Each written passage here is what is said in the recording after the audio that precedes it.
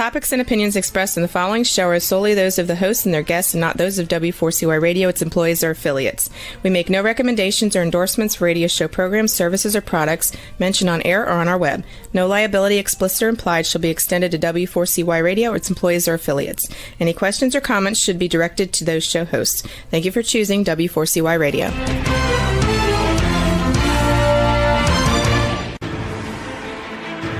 What's working on purpose anyway? Each week, we ponder the answer to this question. People ache for meaning and purpose at work, to contribute their talents passionately and know their lives really matter. They crave being part of an organization that inspires them and helps them grow into realizing their highest potential.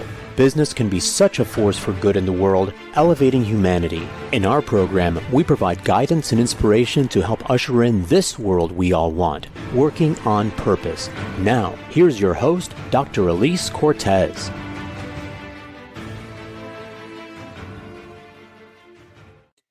Welcome back to the Working on Purpose program, which has been brought to you with passion and pride since February of 2015. Thanks for tuning in this week. Great to have you. I am your host, Dr. Elise Cortez. If we have not met before and you don't know me, I'm an organizational psychologist and logotherapist, speaker, and author. My team and I at Gusto now help companies to enliven and fortify their operations and increase profitability by articulating their purpose and building inspirational leaders and cultures activated by meaning and purpose. Our mission is to help companies create destination workplaces where people flock to join, are intrinsically motivated to perform at their best, can grow into their fuller potential, and are committed to stay and dynamically deliver on the company's mission, which can all translate to higher profits. You can learn more about us and how we can work together at gusto-now.com and my personal site, elisecortez.com. Now, getting into today's program, we have with us what you might call my brother in arms. His name is Darrin Tulley. He's the CEO and founder and chief of possibilities of Ignite Happy, a positive management consulting group on a mission to realize endless possibilities for human-driven organizations by guiding employers in co-creating happier, highly involved workplaces. The group facilitates positive change within organizations through purposeful people-focused practices and joyful inclusion as the spark to raise engagement and business results to new heights. He is the author of Live Your Possible, Ignite Your Happy, Authentic Self, and Live a Fulfilling Life Rooted in Joy, Inclusion, Love, and Possibilities, which we'll be talking about today. He joins us today from Hartford, Connecticut. Darrin, a hearty welcome to Working on Purpose. Dr. Elise, I'm so excited to be here. Thanks for having me. And it's so great to have you. As I was saying before we got on, it is a little amazing to me just how similar we are in terms of our expressions, our paths, what we're putting into the world. I'm so happy to share you with my listeners and viewers around the world. They need lifting. I'm glad to be here. Yeah, I was reading your book and I was really giggling because I knew it was coming. It was great. And I appreciate you having me on. Well, I'm looking forward to being on your podcast as well. I didn't mention that you're also a podcast host. So listeners and viewers, those of you who are watching us via YouTube, look at this gorgeous thing he put into the world, Live Your Possible. And let me tell you, Darrin, this is a generous book. This is a beautiful book, chock full of resources and exercises. You really gave a lot of yourself. It's gorgeous. Thank you very much. Yeah, I never planned on writing a book and then life happens. I know it wrote you, it sounds like. So that's what happens when you give yourself over to purpose. I know. So speaking of purpose, I want to start how it kind of maybe got sparked. At least I want to at least see if I'm on the right track here.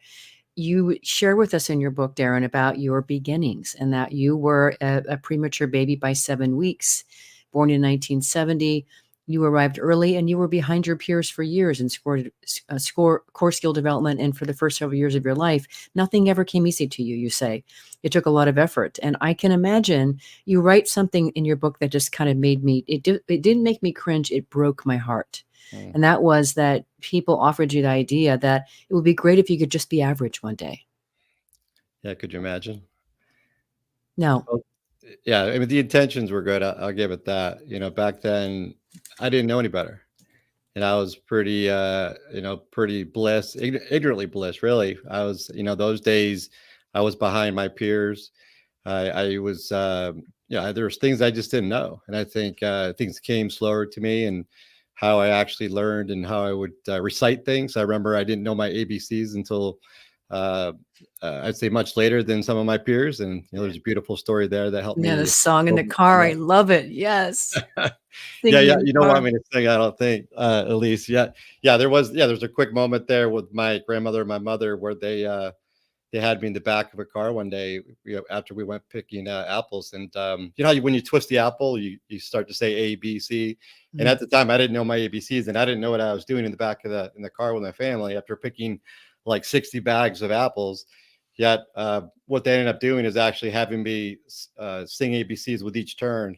So by the time I got home, I actually learned my ABCs, and it was actually a breakthrough moment for me because I was behind, and it allowed me to say, you know what, I can do this. And it was two loving people that helped me fit in, helped me be me, helped me learn, and helped me really persevere.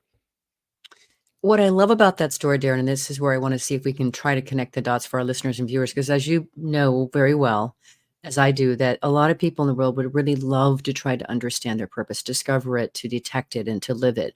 And sometimes it's right in front of us. And so you say in your book that your purpose is to bring out the best of yourself and those around you each and every day. You love helping other humans around you.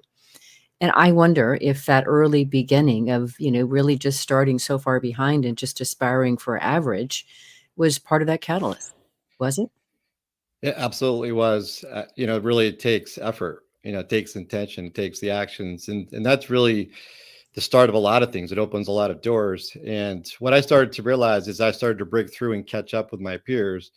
I started to see things differently, and I started to be more observant. I think things were more obvious to me, maybe more clear to me, because I was a little bit behind, and then I started to open up a little bit wider with my eyes and my thinking and my curiosity. And it was around age 9, we actually started a local paper called the Sylvan Gazette with my best friends, JK and Bugger. And I was a paper boy. And when I delivered these papers, people looked a little disheveled on the weekends. Back then, I had no idea what was going on.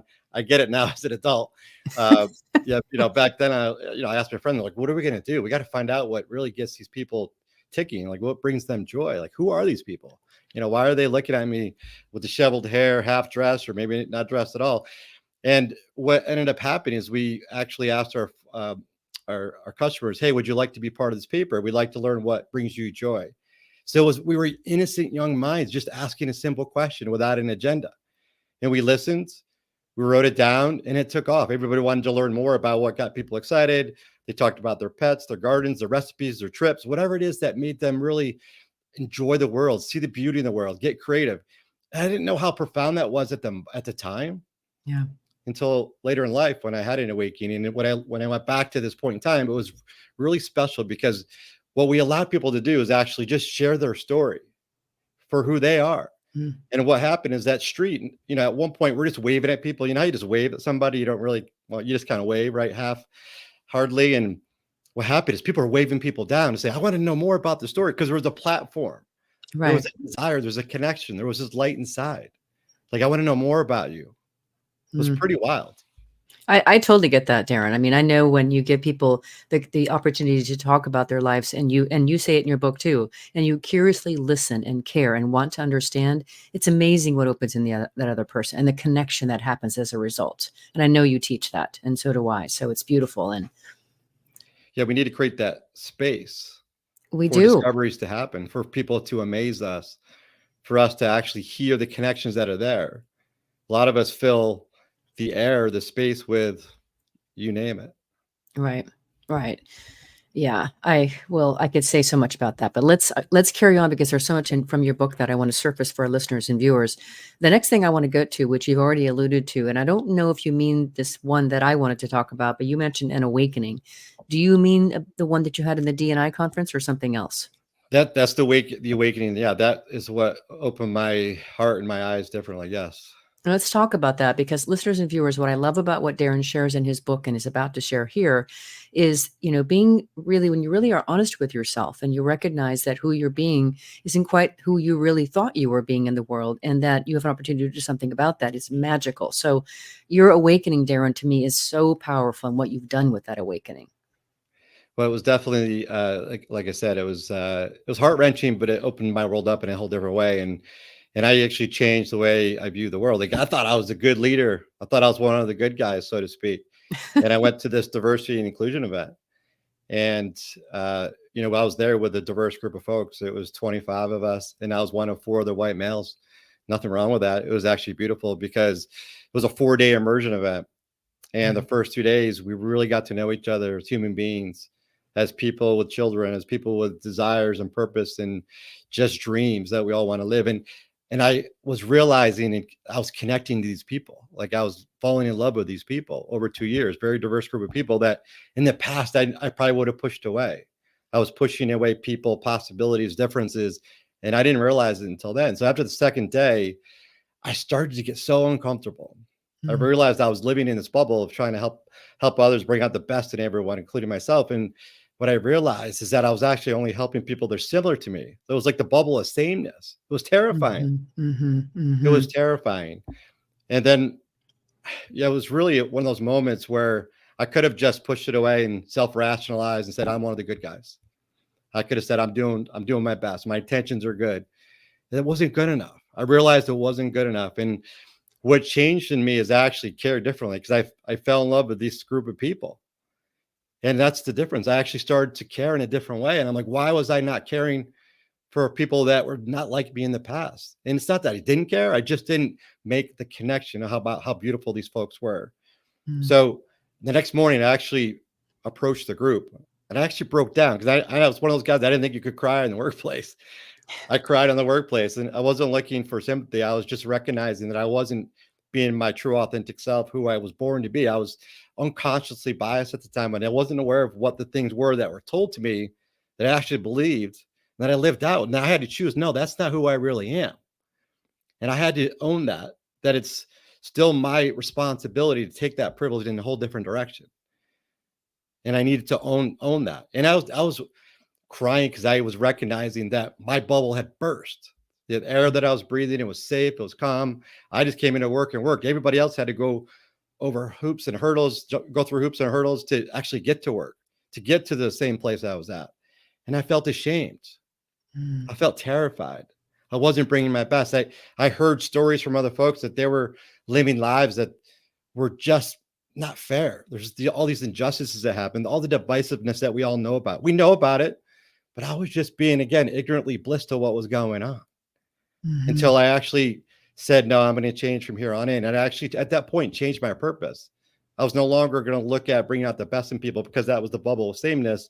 And I changed to say, no, I'm going to look at and enlighten people to the light that's inside of all of us. So I'm going to look at every single person in the world that there's a light inside of all of us, because there is this beautiful light inside of all of us that holds this love, joy, creativity, whatever it is that lights us up, that we are able to show out in the world, this greater sense of purpose. And it allows me to look past all the things that stopped me in the past to actually see the beauty in every single human being. Because that's so true. If we actually let our guards down, I had to let my guard down with this bubble bursting. And when I did that, I expanded. It was hurtful. I was vulnerable. I was courageous, yet I was terrified. And when I shared this story, when I committed to the people in this room that I'm going to do this for the rest of my life, I'm going to write with a pink pen for the rest of my life to show that I'm different, to be different, to bring in differences, to welcome differences as strengths, as possibilities, as discoveries. That's the space we're talking about. It's the space that holds the light, where we could all shine, where we all belong, where we're all human, where we all have the greater desires and dreams that we can live out. And I need to make sure going forward that's going to change. So I'm no longer going to live to be an average. That's the way I was treating people. Remember how you started the show? I was actually treating people the way I thought I was supposed to be treated. That said, no way. Everybody's possible. Anything is possible when we start to change our way and our purpose and our awakening. And I had this light up moment with my daughter that actually helped me see the differences that actually are really within inside of all of us. And I didn't know that really. It sounds so obvious. It might even sound a little corny, but I had to let my guard down. There's this one-eyed smile. That's a logo of it, happy and everything you see behind me. It's this one-eyed smile that reminds me of how unique we all are, and that our joy and love and creativity, everything that we own is inside of us. When I saw my daughter light up in that moment, I recognized that it's just not about her. It's about actually being present and conscious and actually looking to the other folks, my daughter, other people in the room, or people that are listening, to actually create that space so we can find those connections, so we can find those discoveries, so we can enlighten the love and the light that's inside of all of us. So I'm a little passionate about it, if you can't tell. I'm with you. I'm saying here. I've already said 1,000 amens already, Darrin. Now your one-eyed smile guy, is that your watermelon guy? It is. Okay. Yeah. Yeah, the WG, we call it. Yeah. Yeah, watermelon guy. It's a one-eyed smile. Yeah. Yeah, listeners, viewers, you just got to pick up the book. It's fantastic. You'll learn all about the watermelon guy and such. But what we're going to do next is we're going to take you through a tour of his framework, his possibilities framework. It's really incredibly well thought out. It's very powerful. It's very robust.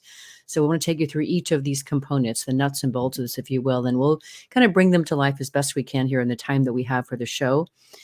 So I love this idea that you position them as the path of possibilities, the POP. Just brilliant. Of course, I'm right there. It's energy, it's vibration. It's all that great stuff. So possibilities, of course, the first P in that is purpose-driven beliefs. So inviting the world in. So that is just, of course, I completely align with that. So talk a little bit about this first one, if you would bring it to life for us. What is this? How do we live this P? Yeah. We often say we want to make a difference in the world. We want to live with higher meaning, higher purpose. And if we don't know, or we don't know how to connect to that, then how do we live in alignment with that? Yeah. So once we start doing that, everything starts to show up, right? It's like we live with one word. If maybe it's a purpose word for the year, or maybe there's something that reminds us of something special in our lives. A lot of people find heart-shaped things in the world, or they find a lucky penny, or they see a red cardinal and they think of something spiritual. Maybe it's someone that they've lost. For me, it's this one-eyed smile. It reminds me of happiness and uniqueness and difference and inclusion all the time. But it's important. How do we connect to that and why? So this belief, purpose-driven belief, is about inviting the world in. Once we know what that is, we know the direction we're on, and we start to put faith around that. And then we have direction, and we're not sure where we're going to end up, but we know we're headed in the right space. Because if we align to this, we're actually inviting the world in. It's like that bubble burst that I was sharing a minute ago. We allow for things to be discovered and found. Once we know, hey, I'm looking for the light inside of everybody I see and everybody I meet. Anybody that's willing to have this conversation, willing to open their eyes up a little bit wider, willing to share their heart with me, because I'll share it with you, and we're going to light up together. If we're willing to do that, guess what happens? It becomes expansive. We're inviting it in, where before I was pushing it away. I had this bubble was actually, I thought it was protecting me, but it was actually limiting me. Yeah. So we have to break through it by starting with, what is our purpose-driven belief? And it could be one word. I have a statement. It could be one word. Like this year, I have a purpose word. It's called wonder, which I know you like that word too. I do too. Yes. I do too. Okay. Well, it already came up on, we've got to grab our first break. So listeners and viewers, we were talking about the first P of possibilities, possible, excuse me. After the break, we're going to keep going afterwards, and we'll hit O next. So stay with us. We'll be right back. I'm your host, Dr. Elise Cortez. I've been on the air with Darrin Tulley. He's the CEO and founder and chief of possibilities at Ignite Happy, which is a positive management consulting group on a mission to realize endless possibilities for human-driven organizations by guiding employers in co-creating happier, highly involved workplaces. Stay with us. We'll be right back.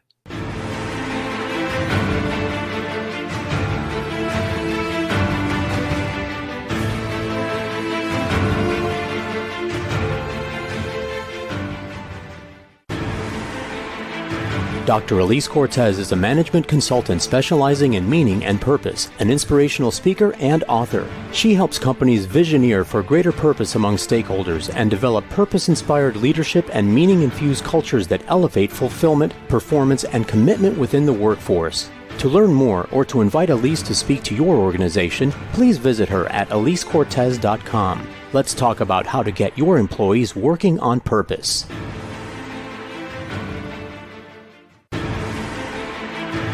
This is Working on Purpose with Dr. Elise Cortez. To reach our program today or to open a conversation with Elise, send an email to Elise, A-L-I-S-E, at elisecortez.com. Now, back to Working on Purpose.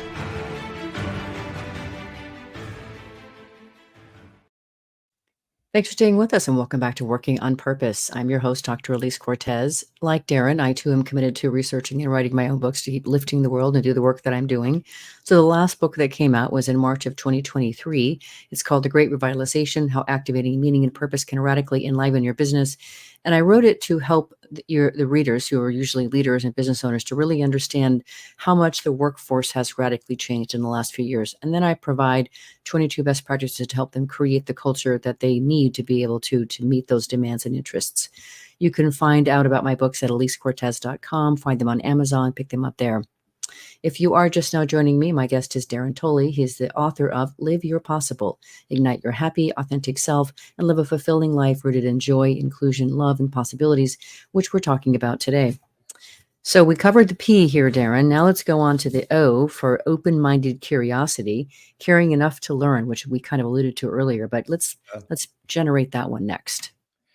Yeah, the key here for this one is really letting our guards down, and having a willingness to be open-minded, showing people that we do care.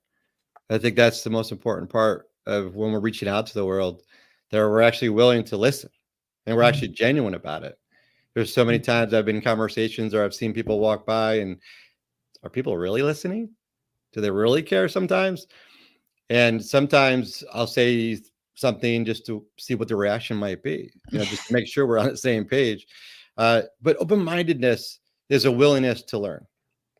A willingness to step in, I should say. And the curiosity part of this is our willingness to actually take it and apply it. Because when you think about this, we all come from different perspectives. We've all learned different things, and we're living that out.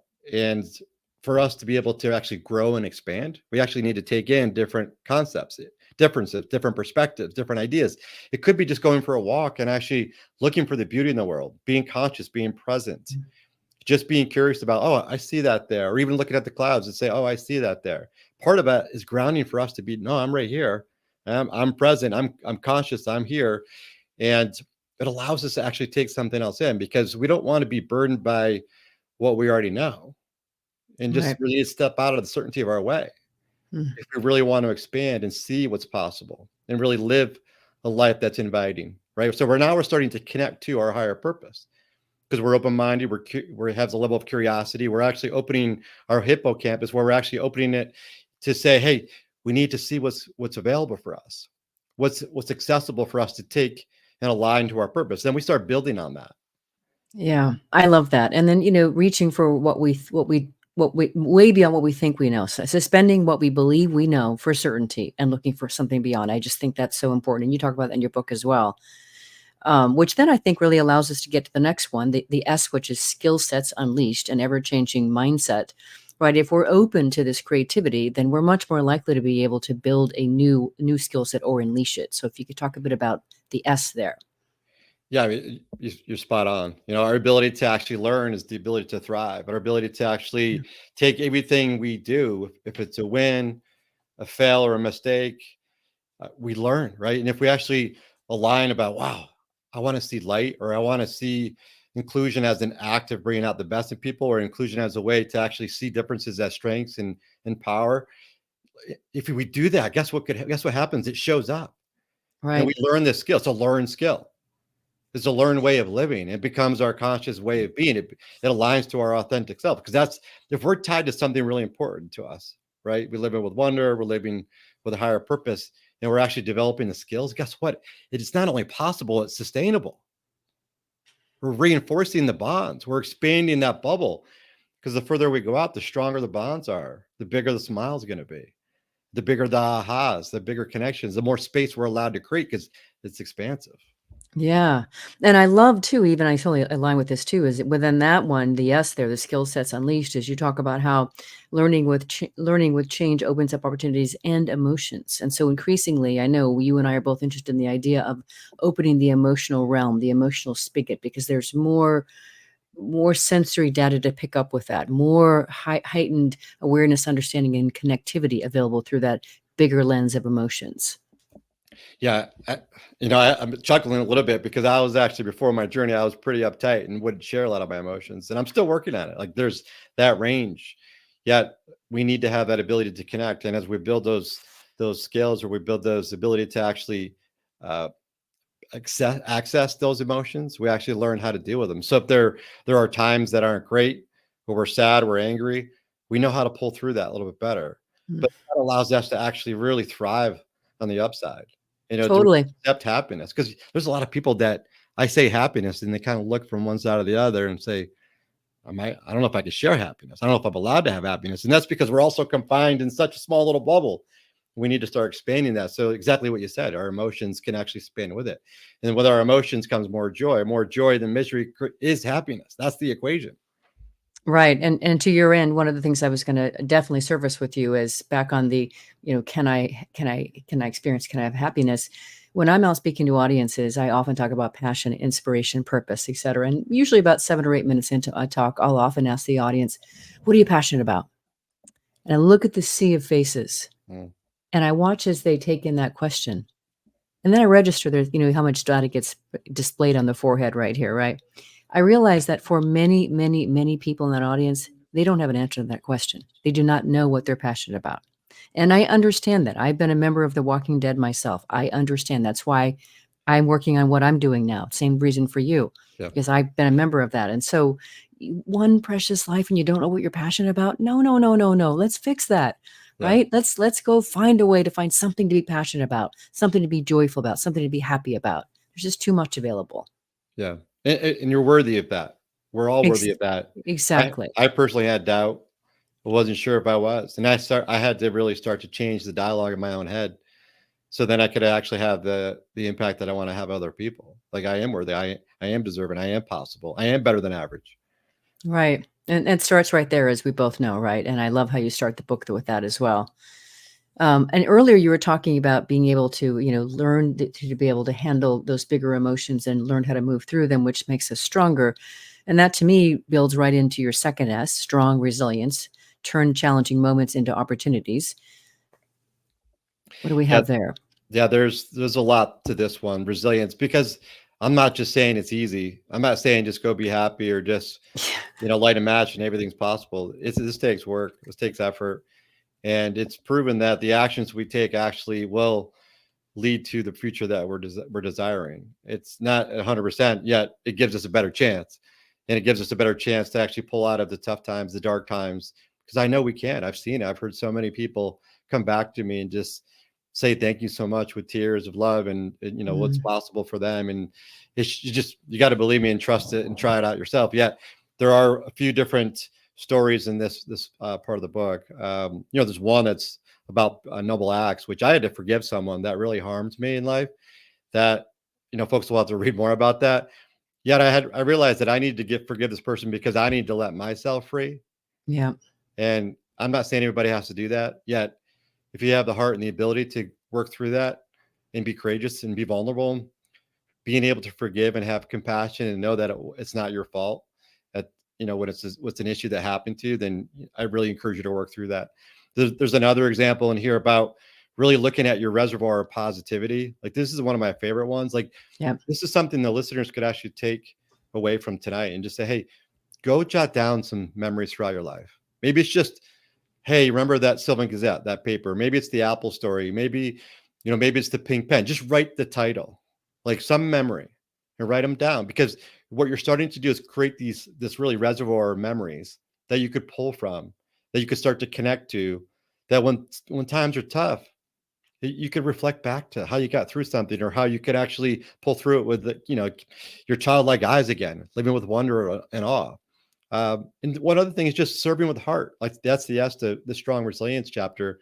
When we serve with heart and we actually give of ourselves and give back to others, we do light up.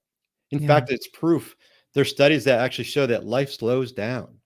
I kind of like that. Yeah. Especially as we get older, right, Darrin? Exactly. And it slows Slow down. this train down. Yeah, exactly. No, I was just going to say it slows down not to procrastinate. It actually slows down for us to want to step in and do more. Mm-hmm. Yeah, I really like your acronym that you share in the strong resilience area of Be Strong. So you already said it's serve with heart, trust with belief. Trust with belief, that's huge. Trust is very hard for a lot of people, as you know. 2 ways.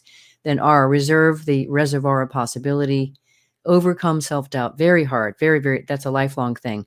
The noble acts you list, and then giving back. One thing that I know as a logotherapist, Darrin, is that we as humans are not at our best when we're just consuming life. I don't care how great and beautiful that life is. If we're just consuming it, we're never going to be vital. And I know this from my own experience of having a very beautiful given life to me when I was in my mid-20s with the maid, chauffeur, and a gardener. What we need as humans is to be of service. When we are needed and giving of ourselves, that is when we are most vital. So I love that giving back part of be strong. Yeah, it's so true. I kind of, again, chuckle when you say consume, because there's a whole bit in the book about how we consume happiness. There's so many ads. There used to be a lot of advertisements about, hey, you got to eat this, you got to get this, you got to have this. That's not happiness. Maybe it's a small part of it, like a small part of it. Yet it's, to your point, it's about what we do with it, the actions we take. How do we serve others? How do we give back? How do we actually serve with heart? Connecting from here it becomes spiritual. Oh, no question, my friend. No question. Which takes me right to the next one that I have to have you get your perspective on, because it's I imagine with wonderment, living in awe. You and I are totally on that same that wave. I've had some amazing authors in the show talking about these things. So imagine with wonderment, living with awe. What's that from your perspective, Darrin? Yeah, it's one of my favorites, especially with the year of wonder for me this year. Like, even just thinking about how we look at life, in the word wonder itself. Like, if you think about the definition of wonder, do we wonder with skepticism or doubt? Or do we actually wonder with what's possible? Or I wonder what that beauty is around the next corner. I wonder what that light is in that individual. It's about how we're framing, how we're looking at the world. We're so busy looking past things versus looking at the things that are sitting right in front of us. So if we start to look with our kid self eyes, our childlike eyes that are filled with wonderment and awe, we could actually get our eyes to actually expand a little bit more. Like, when you think about it, when you're younger, you're like, when's the last time we did that? Right. We're almost embarrassed to do that. Right. So guess what happens? Our eyes are bigger. We get to take it in more. Our mouth opens up wider. We actually take in more air so we can actually, enjoy that moment even longer.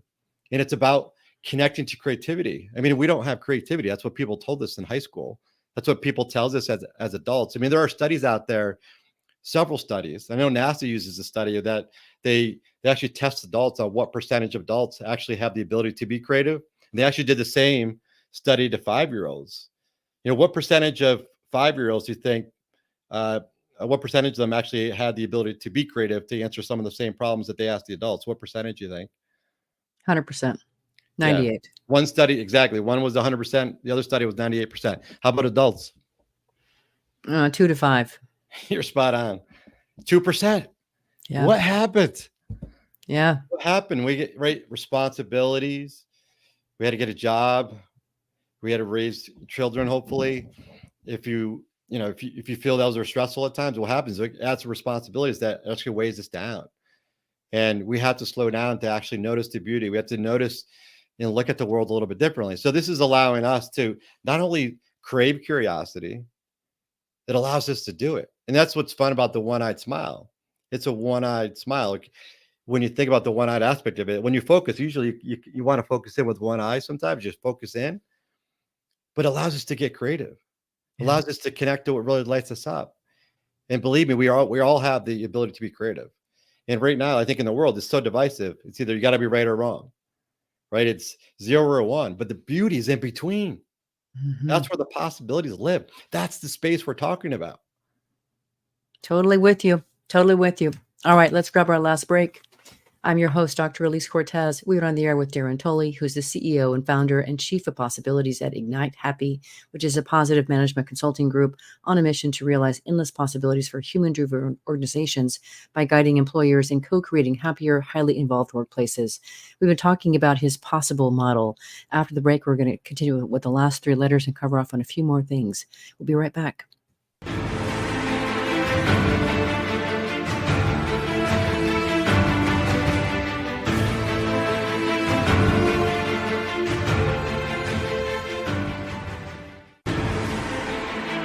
Dr. Elise Cortez is a management consultant specializing in meaning and purpose, an inspirational speaker and author. She helps companies visioneer for greater purpose among stakeholders and develop purpose-inspired leadership and meaning-infused cultures that elevate fulfillment, performance, and commitment within the workforce. To learn more or to invite Elise to speak to your organization, please visit her at elisecortez.com. Let's talk about how to get your employees working on purpose.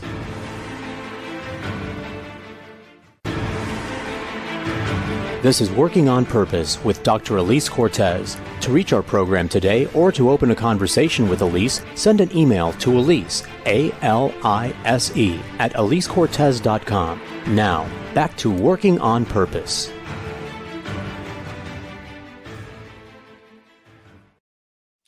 Thanks for staying with us and welcome back to Working on Purpose. I'm your host, Dr. Elise Cortez. I mentioned in the last break that my latest book, The Great Revitalization, came out in March of 2023.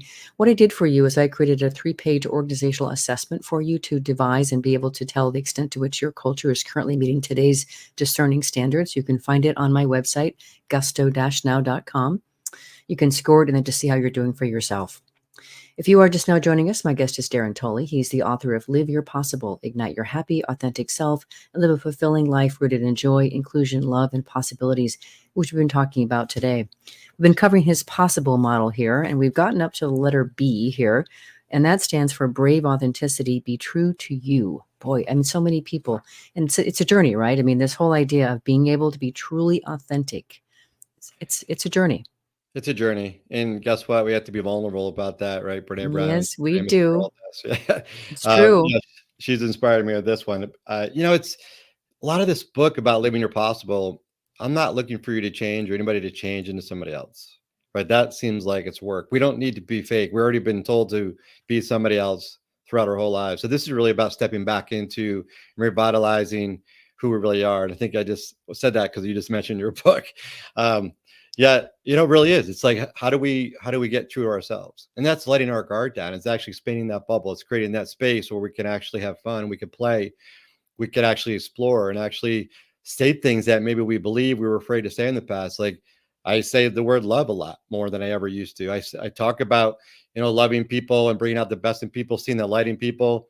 I bet you there's a lot of people on the call saying, I don't know if I could do that, or that sounds like too much. But the reality is, like, once we connect into who we are and how we want to make a difference, step Yeah. into it, lean Yeah. into it.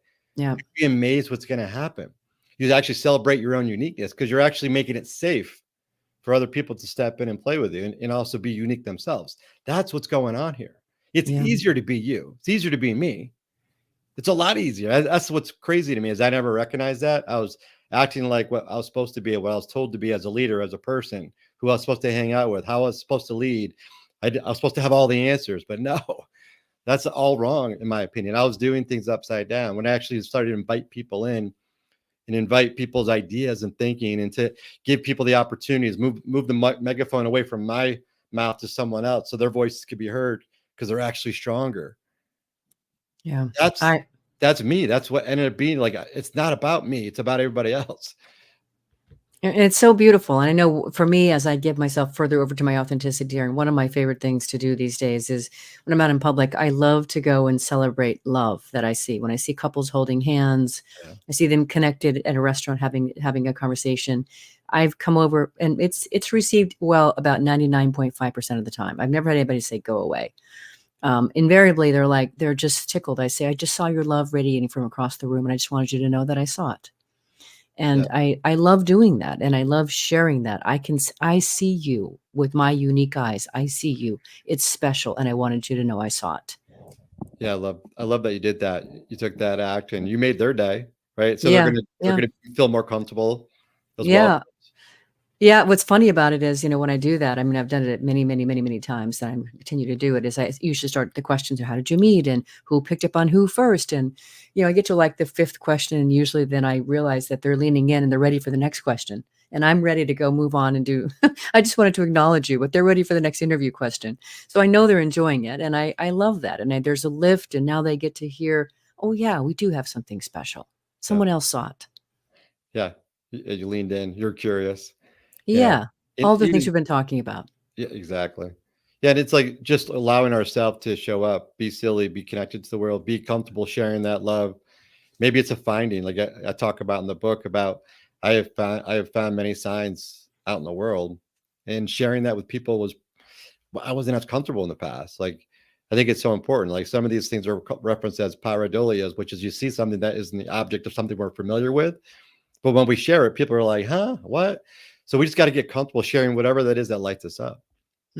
Agreed. That's why I gave the example that I did, and in so doing, I think we get to your L, which is linking connections, thriving in joyful abundance. I love this, figuring out what matters to us and connect us in meaning in seemingly unconnected ways. That's delighting in the joy of the magic of what we live in, and it's beautiful. Yeah. Well, exactly the way you shared we start to connect in different ways, right? We're setting ourselves up for what we're looking for, what we're surrounding ourselves by, our willingness to actually connect and be open, be through sharing, be through hugging, be through just connecting in important ways. And it could be whatever that is. It could be love, it could be happiness, it could just be appreciation for someone, it could be gratitude. There's a lot of importance around having gratitude, not only to have it yet, so it shows up and you recognize it. We're linking to it, we're connecting to it. It's all about connection. What we're doing here is we've actually created a connected self, or really it's a wheel that's just going all over the place. It's just our ability to live as ourselves consciously. That's what we're slowing down to notice and to see and to feel. And that's what this is all about. It's linking these connections. We hear that all the time. It's all about connections. Well, this is it. We've gone through these steps, going from purpose to open-mindedness to building these skills. We're resilient. We're actually living with wonder and open-mindedness. And with our imagination, we're able to kind of connect our brave, authentic self to this place. This is what really feeds us. This is the transcendent door to happiness. Yeah. Sustainable. This is it.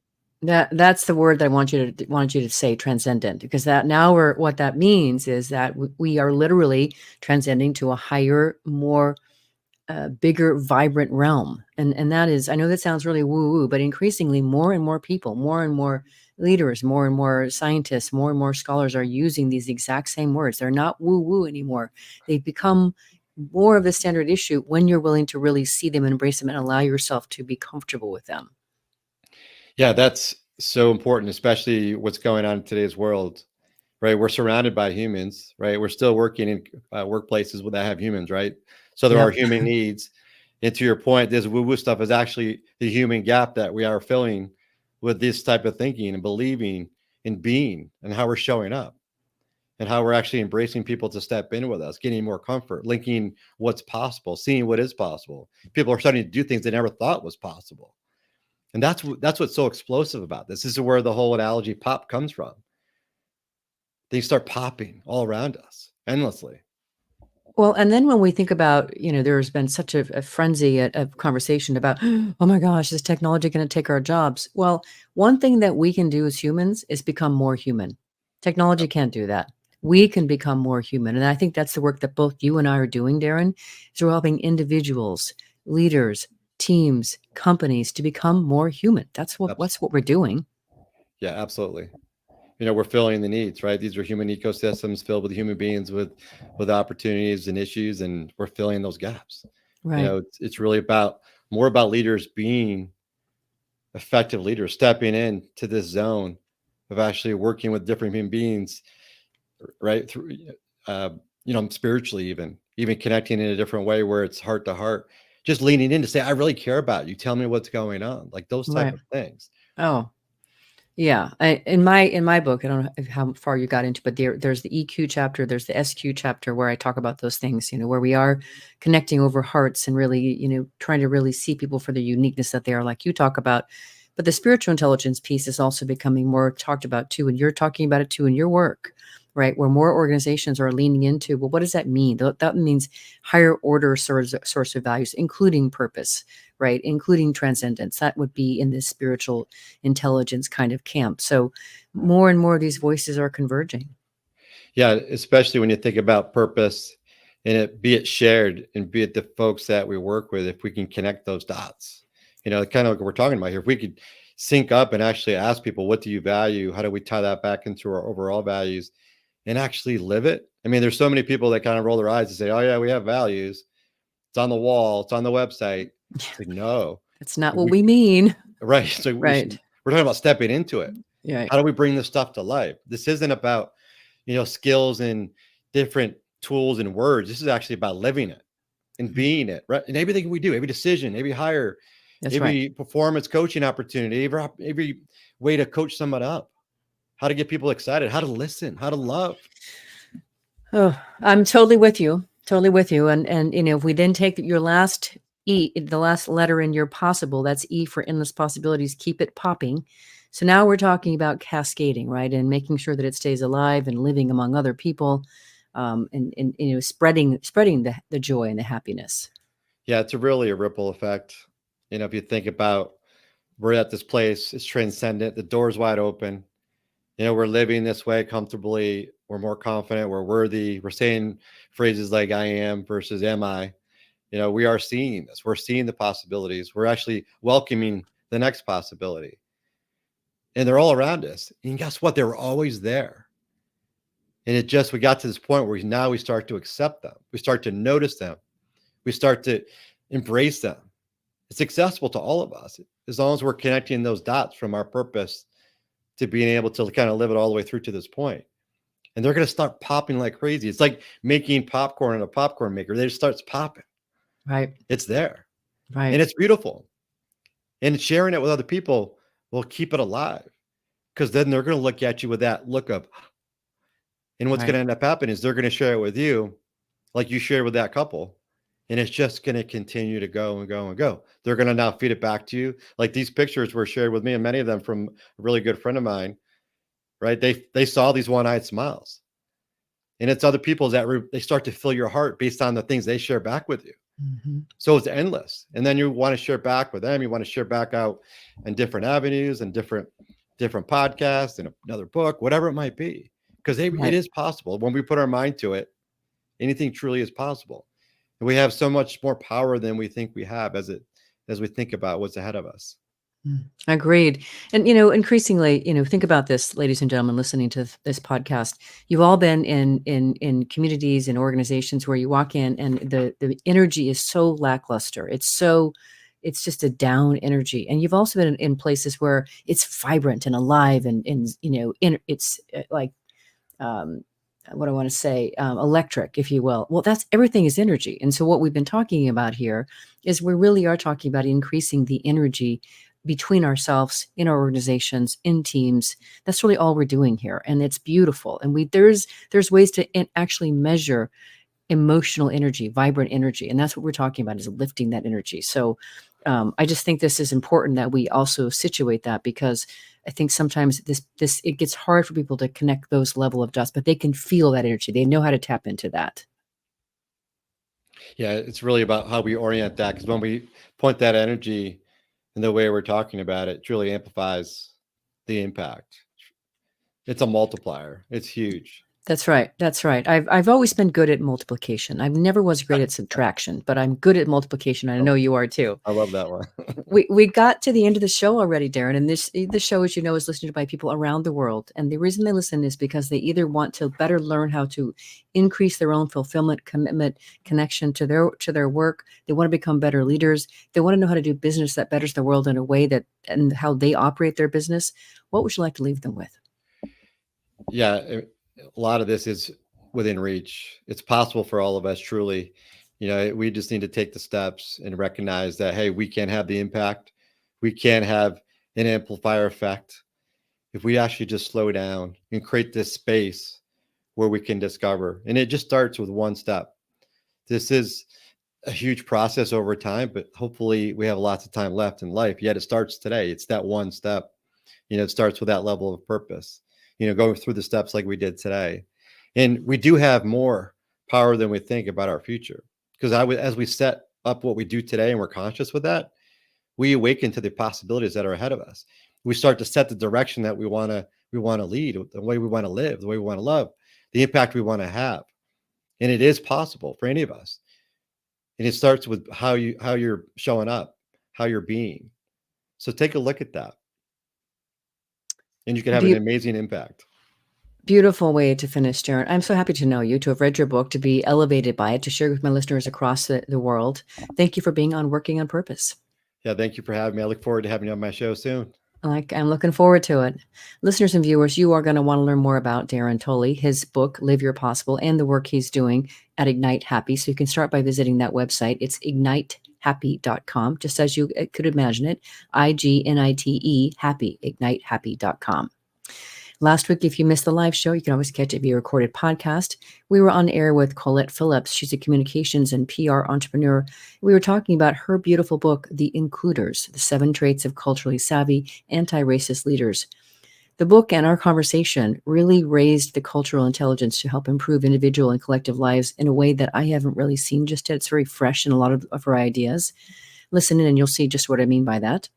Next week, we'll be on the air with Faisal Hoke once again, this time talking about his book, Everything Connects, How to Transform and Lead in the Age of Creativity, which will help you better understand the nature of creativity and innovation and how it can be nurtured inside organizations and beyond. See you there. And remember that work is one of the best adventures and means of realizing our potential and making the impact we crave. So let's work on purpose. We hope you've enjoyed this week's program. Be sure to tune into Working on Purpose, featuring your host, Dr. Elise Cortez, each week on W4CY. Together, we'll create a world where business operates conscientiously, leadership inspires impassioned performance, and employees are fulfilled in work that provides the meaning and purpose they crave. See you there. Let's work on purpose.